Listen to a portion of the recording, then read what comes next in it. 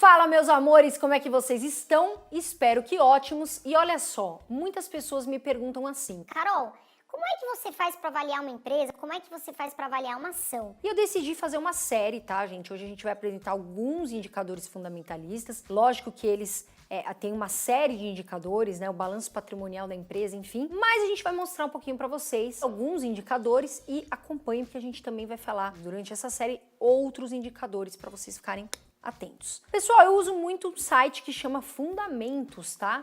É só colocar aí no Google Fundamentos, e aqui a gente vai colocar o ticker da empresa. Hoje a gente vai avaliar juntos a Itaúsa, tá, gente? Itaúsa. Deixa eu só colocar aqui, exibir. Ela que tem aí ações ordinárias e ações preferenciais, né? A gente vai colocar na Itaúsa 4, que são as preferenciais, ações preferenciais. Lembrando, pessoal, para quem não sabe o que é a Itaúsa é uma holding que ela é dona de Banco Itaú, por exemplo, que é um banco muito consolidado, tá, gente? Fora Duratex, Alpargatas, enfim. Abrimos aqui o site Fundamentos e o que a gente vê aqui já de cara, né? A cotação dela hoje, 9,54, tá, gente? Aí a gente vê que ela é uma empresa aí do setor financeiros, que é do subsetor bancos que é normalmente aí é de setor perene e sofre menos durante crises, né? Por exemplo, agora que a gente está enfrentando uma crise. O que eu vou ver aqui quando eu vejo valor de mercado? Como é que eu sei esse valor de mercado?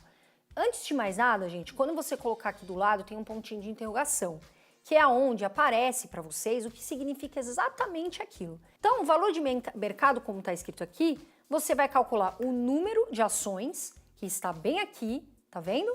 Vezes a cotação do dia, tá bom? E aí a gente vai ter o valor de mercado. Aí, pessoal, agora a gente vai ver o quê? O patrimônio líquido da empresa. O que significa o patrimônio líquido, tá? É os ativos que aquela empresa tem, menos os passivos, né? Dívidas, enfim, gastos, todas as dívidas que aquela empresa tem. Bom, aí a gente vê aqui embaixo o patrimônio líquido, né? Que tá em média aí de 51, tá, gente? 51 aqui eu vou pôr, vocês vão ver aqui o valor, mas vamos falar aproximadamente aí um patrimônio líquido de 52 bilhões. Aí você vai me falar, mas Carol, o valor de mercado dela tá aproximadamente ali 80 bilhões, né? E ela tem um patrimônio líquido de 52 aproximadamente. O que isso quer dizer? Significa que o valor dela, o patrimônio líquido dela é menor que o valor de mercado e as ações, né, que estão disponíveis aí para negociação estão um pouco caras. Mas Carol, como assim estão caras? E aí a gente vai entrar em outro indicador para vocês entenderem melhor. Mas o que eu quero dizer para vocês? Que o mercado avalia essa empresa como mais cara do que ela de fato tem de patrimônio líquido, tá bom, pessoal? Quando você for fazer comparação, lembre-se, sempre comparar empresas do mesmo setor, tá, gente? Banco com banco, elétrica com elétrica, enfim, porque muda muito os indicadores fundamentalistas. E aí a gente vai vir aqui para o P sobre VP. E lembra o que eu falei? Fique tranquilo, porque quando você põe no ponto de interrogação aqui no Fundamentos, aparece perfeitamente o que significa cada indicador, tá, gente? Então vamos ler aqui rapidinho, P sobre VP. Preço da ação dividido pelo valor patrimonial por ação.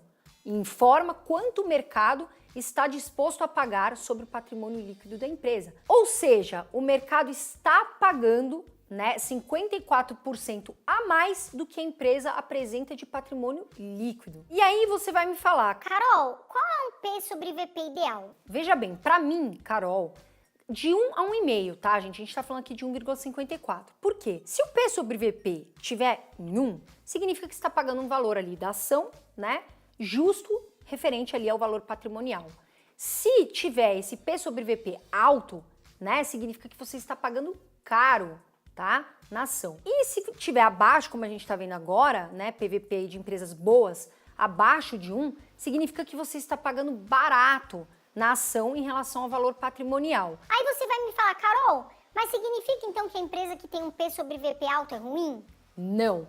E é por isso que a gente fala que tem que se avaliar em conjunto todos os indicadores. Por exemplo, a WEG. A WEG ela tem um P sobre VP alto, por quê? E ela é uma empresa de motores, ela é líder de mercado e ela tem um valor de mercado que as pessoas acreditam muito. Mas ela é uma empresa ruim? Nunca. A WEG é uma empresa excelente. E é por isso que a gente fala que tem que se avaliar todos os indicadores juntos.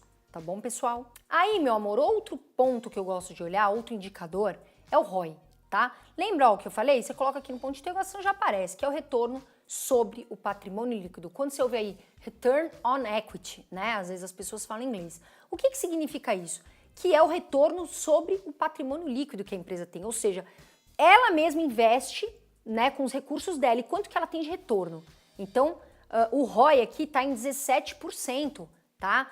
Um ROI positivo para nós é acima de 10%. Mas lembrando, né, pessoal, e isso depende de setores, tá? A gente aqui está avaliando a Itaúsa. Os investimentos que ela mesma tem, tá? Que ela mesma faz na empresa, são positivos. Tem um bom retorno aí, que faz com que o ROI seja 17%. E aí, pessoal, a gente vai para um indicador fundamentalista que é muito importante também, que é o PL, tá? Quando vocês escutam PL. O que significa PL? É o preço da ação dividido pelo lucro, né? Por ação. De uma forma mais objetiva, para ficar mais claro, é quantos anos você demoraria para ter o retorno do que você investiu. Aqui no caso Itaúsas, a gente vê aqui que são 9 anos em média. Eu gosto de empresas com PL até 10, tá? 10, 15. Mas o que a gente pode falar? Que tem empresas que têm um PL que estão acima, muito acima de 9, como a Magazine Luiza, e que as pessoas acham cara, né? Algumas pessoas falam, tá muito esticado o valor. Mas, porque ela tem um PL alto, mas eu gosto da Magalu, eu tenho um pouco da Magalu na carteira e ela tem um PL alto, então não significa sempre que porque o PL é alto, a empresa seja ruim. E aí a gente vai olhar um outro dado aqui, um outro indicador, que é o dividend yield, tá, gente? Olha só, o dividend yield da Itaúsa é 9,1%, é um dividendo alto, né? Dando lambada aí na taxa Selic. Carol, mas toda empresa tem que olhar se paga bom de dividendos? Não, depende do que você procura. Normalmente, empresas mais sólidas aí, que já estão, né, há mais tempo na bolsa, normalmente essas empresas pagam bons dividendos. A gente tem empresas que pagam bons dividendos e empresas que reinvestem os dividendos, né? Porque elas estão querendo o quê? Valorizar, elas estão querendo crescer, né? Que é o caso de, por exemplo, small caps. Então, gente, às vezes a empresa, que small caps são empresas menores, com um valor patrimonial menor, mas que tem chance de crescer. Então, gente, depende muito do que você está buscando, tá bom? Por isso que tem que avaliar num conjunto. Então é isso, gente. Acho que hoje a gente falou bastante aqui, alguns indicadores para vocês importantes. A gente tem um Telegram que a gente inclusive faz avaliação de ações, avaliação de fundos imobiliários. A gente tem um Telegram com conteúdos exclusivos, podcasts para vocês. A gente vai deixar aqui embaixo, né, Catochinho, o link para vocês, é gratuito, tá, gente? Entra lá no nosso Telegram, na nossa comunidade. E por hoje é só, tá bom, gente? A gente vai voltar com novos vídeos, com novos indicadores para vocês, sempre para vocês avaliarem com calma. Fiquem com Deus, a gente vai superar essa crise, fiquem tranquilos, porque o Brasil vai sim voar e voar muito. Tá bom, gente? Um beijo de luz, fiquem com Deus e voa, Brasil!